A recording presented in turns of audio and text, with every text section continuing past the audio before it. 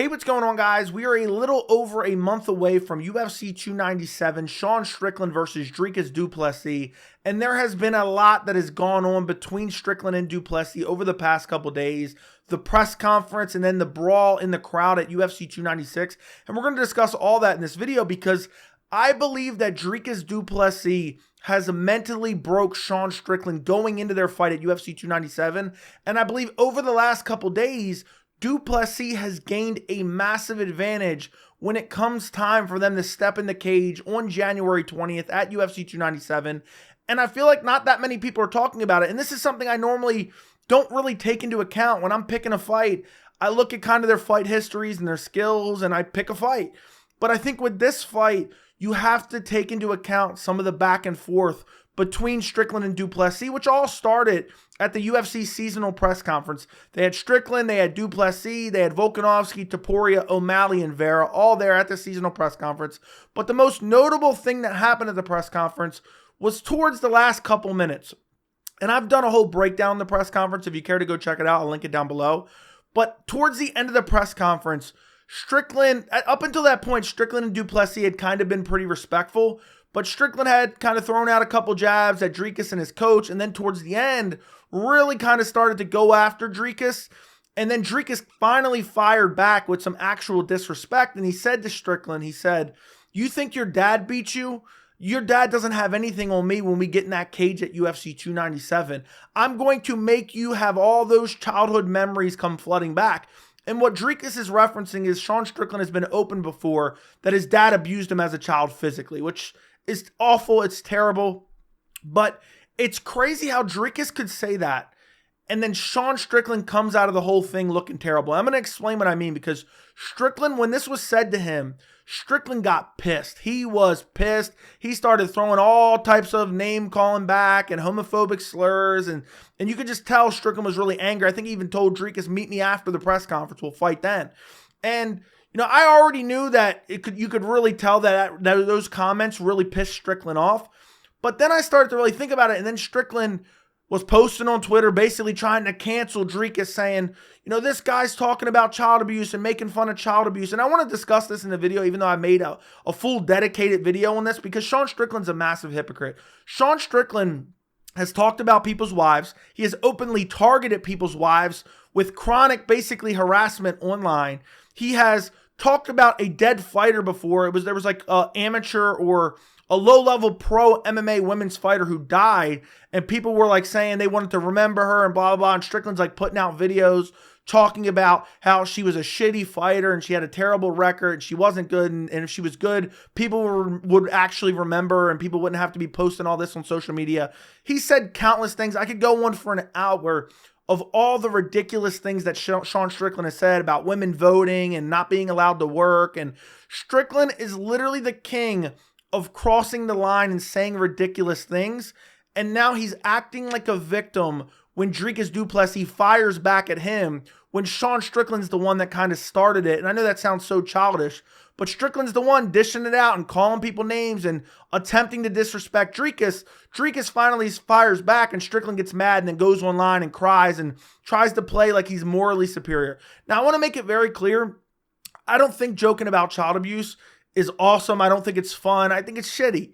But at the same time, if you're going to throw that type of trash talk out there and you're going to say stuff all the time that's crazy and wild and that's literally what you're known for, don't act like a victim and don't go crying online and crying on social media because now someone came back at you and threw that same type of trash talk back at you. Meanwhile, you're harassing people's wives and families online on a consistent basis. So I wanted to point that out. But we already knew that Strickland was very mad from that trash talk from Dricus, and rightfully so. I understand why he's mad. I just don't respect the fact that he went crying online and playing the victim, but he's angry. Then they sit Dricus Du Plessis like 2 rows behind Sean Strickland. I saw this before anybody saw it. I saw it when somebody was walking out. I don't remember which fight it was. And I took a screenshot and I posted it on my Twitter. And I said, why the hell are they sitting Sean Strickland and Dricus Du Plessis right next to each other, essentially? And nothing had happened at that point. And then later on in the show, they show Sean Strickland in the crowd. And then they pan over to Dricus, and you have, or I think they showed Dricus and then they panned over to Sean. I don't remember exactly. But either way, Sean Strickland kind of pulls out his hand and kind of gestures a gun signal at Dricus. Dricus dodges it. Then there's some talking, and then it kind of cuts away a little bit. And we didn't really get to see what happened, but we hear, oh, there's this massive brawl in the crowd, and there was a back and forth. Finally, they wait till the end of the pay-per-view to release the best footage of the brawl. And what happened is right after Dricus is talking to him and whatever he's saying to him, Sean Strickland kind of waves the kids out of the way. There's a kid in between them. Immediately jumps over. As he's jumping over, he's kind of standing on a seat. Dricus is kind of almost in on a double leg takedown. I feel so weird breaking this down. But then Sean Strickland starts throwing some punches and elbows kind of towards the neck, back area of Dricus. And then Sean Strickland kind of gets taken down and ends up on the ground. Now, I don't take all that much from the actual blows that were exchanged in the crowd between Dricus and Sean Strickland. It's not like they're in the NBA Finals public restroom.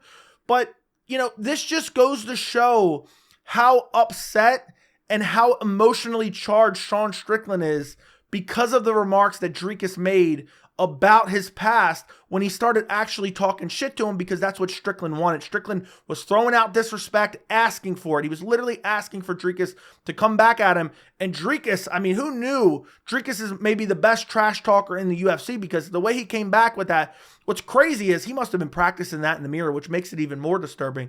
But you could tell Sean Strickland is so upset, he has to jump over a row of seats to try to attack Dricus. And I know people are going to say, well, Sean Strickland's mentally unstable and he's crazy and he's this and that.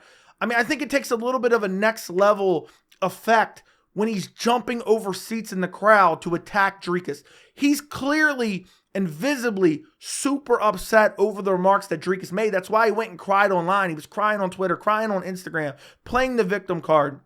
And then he attacks Dricus. And one thing I want to talk about that I haven't talked about in a previous video, people keep saying, oh, applause for Strickland. He asked the kids to get out of the way. He literally waved the kids to get out of the way. They stepped 1 foot out of the way. It was a woman and child. They were 1 foot out of the way, and then he leaped and attacked Dricus. They could have easily been hit. They could have easily been injured. So I think Strickland is a piece of shit for causing that fight in the crowd. Now, ultimately, nobody was hurt. I'm not going to clutch my pearls over it, but you can just tell from that press conference, Strickland is now very upset, and he's not the type of guy. There's something wrong with Strickland's head. I don't know what is actually wrong with him. I'm not a medical professional, but we can all look at Strickland. We can listen to Strickland, and we know he's not mentally all there. And now he's super upset at Dricus. I know the fight's a month away, so maybe he kind of gets over it and lets it go, but I think there'll be more trash talk from Dricus. Dricus even posted a video that I used in my other video, which I also have linked below, about the hypocrisy of Strickland, where Strickland's advocating for child abuse. Sean Strickland's talking about, yeah, people need to be rage beat by their alcoholic father. Strickland literally just says that. And Dricus posted that video and said something to Strickland like, you can dish it, but you can't take it. You'll become a real victim come January 20th at UFC 297. So I think Dricus is going to keep pushing Sean Strickland's buttons because it's advantageous for Dricus. And that's the whole point of this video, because when I look at this fight originally, my early prediction for this fight was I think Sean Strickland would get it done. I think Sean Strickland's very technical. He's durable. He has good takedown defense, and he has unbelievable stamina. So I'm looking at Dricus, and I know Dricus just brutally chinned Rob Whittaker, but I'm looking at Dricus, and I'm like, he's kind of sloppy on the feet. He doesn't have the best entries to takedowns, and he doesn't have the best cardio. So I'm thinking, if Strickland stays super technical, uses his footwork, uses his boxing, he could probably box Dricus up as long as he can stuff the takedowns. But if Sean Strickland gets goaded into a war where Sean Strickland really wants to get after Dricus, he really wants to hurt him and really wants to press forward and be super aggressive, that is playing right into Dricus Du Plessis' hand. What does Du Plessis thrive under? Wars. That's what he wants. Dricus Du Plessis, his biggest strength is his physicality and his heart and determination. This guy goes out there, it does not matter how skilled he is, he will go out there and look to brutally finish his opponent every single time. That is what he does. And there is absolutely no quit in Du Plessis. And what does he want to do? He wants to charge forward. And he wants his opponent to make a mistake in all the chaos. And that's kind of what he did to Rob Whittaker. Also mixed in the grappling as well. So if Sean Strickland goes in this fight and he's angry and he's upset and he really wants to try to get off and really hurt Dricus badly, because Strickland, his style, I know people are big Strickland fans because he's got a personality. Strickland's style is relatively boring. He throws combinations. He doesn't really finish anyone. He doesn't really hurt anyone. I know he hurt Adesanya, but outside of the Adesanya shot that hurt him in the first round, that fight was relatively uneventful. I know people were super hyped about it because it was a super unexpected outcome. But for the most part, you look at Strickland's career and, Abu Sapien Magomedov, he got that win because Magomedov completely gassed, and then he really started to turn it up and pressure him, which I think he could do in the later rounds against Dricus.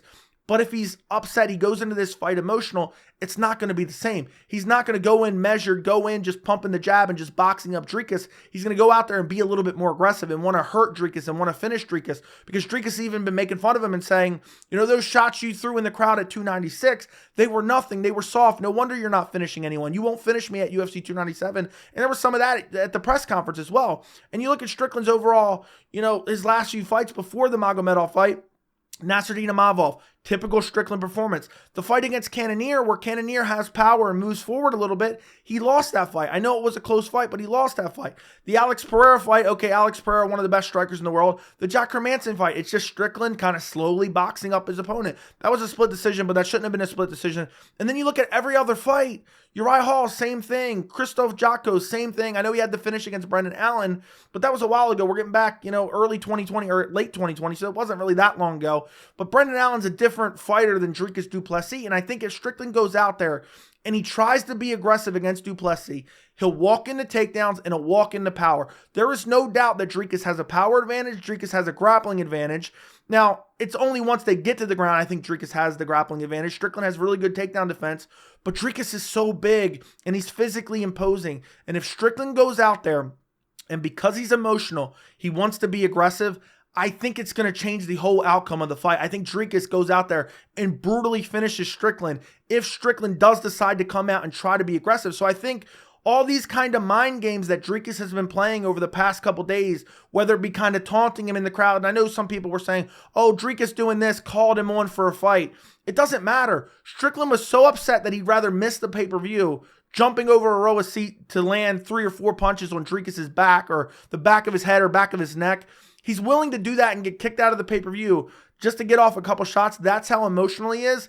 And there is no doubt in my mind, now that we've had this press conference, now that we've had this altercation in the crowd, Dricus is going to keep just striking that nerve. As he said, I think I hit a nerve, and then Dricus had that crazy hyena laugh.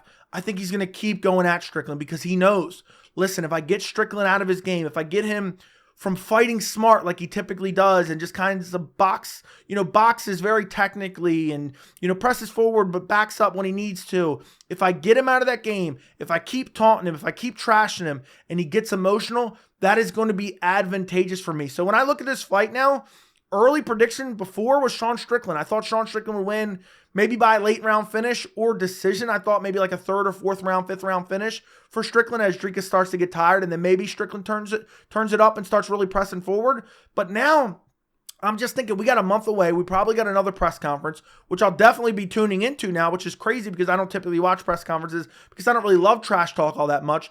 But I genuinely believe this is one of the rare times where you look at somebody's mental state and you look at the way they're acting and you can really think, okay, this might have an effect on the fight. I know people were saying that about Leon Edwards going into the Colby Covington fight, but I really do believe this is one of those rare instances where if Sean Strickland goes out there and does not fight his game, I think Dricus Du Plessis will finish him. And, I just think it's a very interesting thing to keep an eye on, and that's why I wanted to make a video on it. I really do believe that Du Plessis broke Sean Strickland mentally going into UFC 297, and I can't wait to see how this fight builds from here on out because this is a great matchup, and this is the fight we all wanted, but we didn't think there'd be a lot of heat on it. Now, all of a sudden, there's so much heat on this middleweight title fight. There's so much heat because of the trash talk, and I'm really curious to see how this fight inevitably plays out. And I'm telling you right now, if Strickland tries to fight super aggressive, he's going to get finished by Du Plessis. So if I'm Du Plessis, I ramp the trash talk up to 10. I want to get Strickland mad. The worst case scenario, Strickland probably ends up shooting you or something in between now and the fight. But if you can get him in the cage on Saturday at UFC 297 and he fights like that, it's going to be a massive advantage for Dricus Du Plessis. Let me know what you guys think down in the comments. Am I crazy for thinking this? Don't forget to like the video, and thank you so much for watching.